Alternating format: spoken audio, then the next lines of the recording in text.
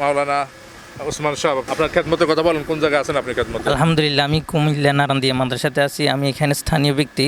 আমার ছোটোবেলা থেকে হুজুরকে দেখতে পাইতেছি, হুজুর নিজের হাতে তৈরি করে এগুলা।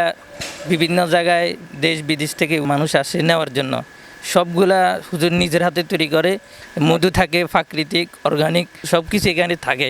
তো হিসাবে অনেক উপকারী, যাদের শরীর দুর্বলতা, তার ক্যালসিয়ামের ঘাটতি আছে, বাতের ব্যথা, বিভিন্ন সমস্যা থাকে, অবশ্যই আলহামদুলিল্লাহ খেতে পারেন, খুবই উপকারী হবে।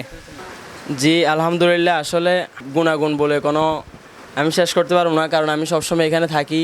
এখানে যে প্রোডাক্টটা বানায় এটা 100-র উপরে আইটেম দিয়ে বানায়।